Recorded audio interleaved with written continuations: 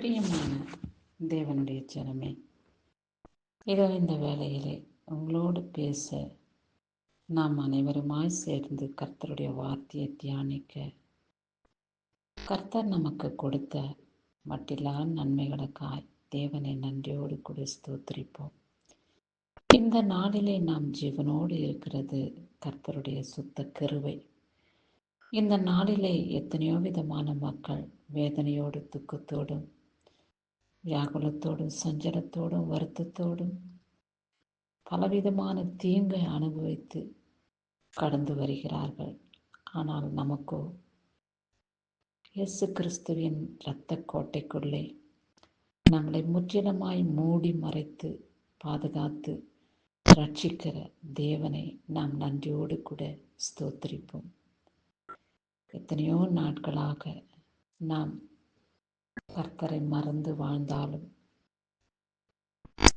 அவருடைய மகிமையை பெற்றுக்கொள்ளாமல் இருந்தாலும் கூட, நாம் ஜெபிக்கும் பொழுதெல்லாம், நாம் கூப்பிடும் பொழுதெல்லாம் நமக்கு பதில் கொடுக்கிறார்.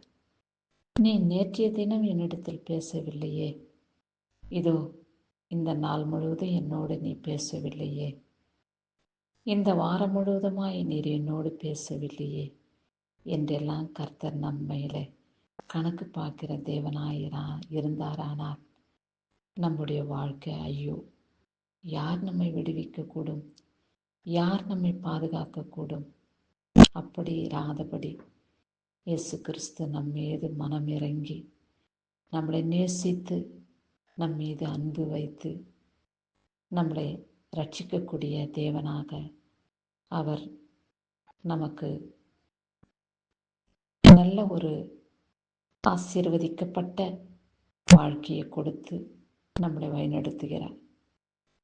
சரி, கர்த்தரின் நாளில் நமக்கு என்ன வார்த்தையை கொடுத்து நம்மோடு பேசுகிறார் என்று பார்ப்போம்.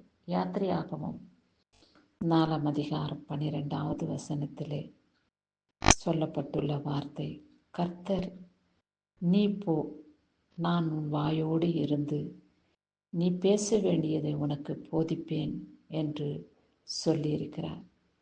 உங்களில் யாராகிலும் அதிகார இடத்திலே செல்ல போகிறோமே, எக்ஸாம் எழுத போகிறோமே, பெரிய அதிபதிகள் இடத்தில் நாம் பேச போகிறோமே, என்ன பேச முடியும், எப்படி பேச முடியும் என்றெல்லாம் யோசித்து சிந்தித்து கவலைப்படுகின்றீர்களா?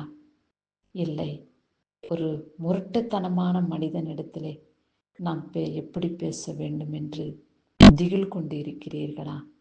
கவலைப்படாதீர்கள். நீ போ என் மகனே, மகளே, உன் வாயோடு கூட நான் இருந்து நீ பேச வேண்டியதை உனக்கு நான் கற்றுக் கொடுப்பேன். உன் வாயோடு கூட நான் இருந்து நீ என்ன பேச வேண்டும் என்று உனக்கு நான் போதனை செய்வேன் என்று சொல்லியிருக்கிறார் இயேசப்பா. எதற்கும் கலங்காமல், எதற்கும் யாருக்கும் பயப்படாமல், கர்த்தர் ஒருவர் மாத்திரமே, அவருக்கு மாத்திரமே நாம் பயந்து வாழும் பொழுது, அவருடைய கற்பனைகளை கை கொண்டு நாம் ஜீவிக்கும் போது நம்மளை சுற்றிலும் அவர் வேலையெடுத்து பாதுகாத்து கொள்வார். நம் பிள்ளைகளுக்கு அவர் கேடகம் கவசமாயிருப்பார்.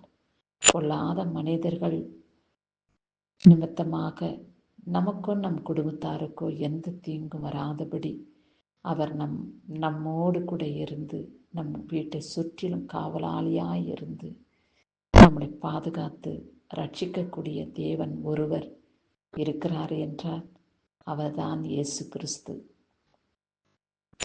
இயேசுவை உங்கள் சொந்த இரட்சகராய் ஏற்றுக்கொள்ளுங்கள். இயேசுவினிடத்திலே வந்தால் எல்லா விதமான தேவைகளும் சந்திக்கப்படும்.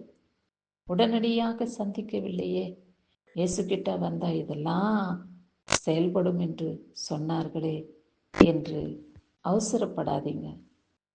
பொறுமையுள்ளவன் பூமியை சுதந்திரித்துக் கொள்வான் என்று சொன்னது போல, தேவனிடத்தில் நாம் கேட்டுக்கொண்ட ஜெபங்கள் உடனடியாய் நடக்கவில்லை என்று ஆத்திரப்பட வேண்டாம். தேவன் மேலே கோபம் வேண்டாம். அதன் சமயத்திலே, அதன் காலத்திலே நேர்த்தியாய் உனக்கு அவர் செய்து முடிப்பார்.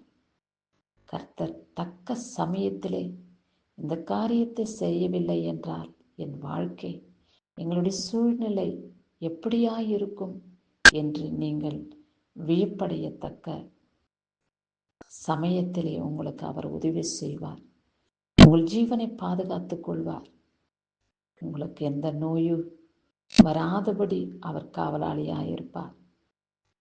ஒருவேளை உங்கள் சரீரத்தில் வியாதிகள், சரீர பலவீனங்கள் வந்தாலும் கூட, இயேசுப்பா என் சரீரத்தில் இருக்கிறதான பலவீனத்தை, வியாதியின் வியாகுலத்தை நீக்கி போடும் என்று நீ வேண்டிக் கொள்ளும் பொழுது, அப்படியாகவே அவர் உன் வியாதியின் வியாகுலத்தை நீக்கி உன்னை சொஸ்தமாக்கி உன்னை ஆசீர்வதித்து உன் பேரை பெருமைப்படுத்துவார்.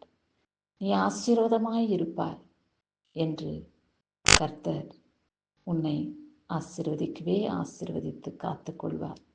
உங்கள் கையின் பிரயாசங்கள் எல்லாம் அவர் பார்வையிலே காணப்படுகிறது. இயேசுப்பா என் கையின் பிரயாசத்தை நீங்க ஆசீர்வதிங்க, என் குடும்பத்தை வழிநடத்துங்க, என் பிள்ளைகளுக்கு நீர் போதனை செய்யுங்க ஆண்டவரே. கீழ்ப்படியாம ஏதோ சொன்ன வார்த்தையை கேட்காம மதிக்காம இருக்கும் பிள்ளைகளுக்காக கர்த்தரிடத்தில் வேண்டிக் கொள்ளுங்க.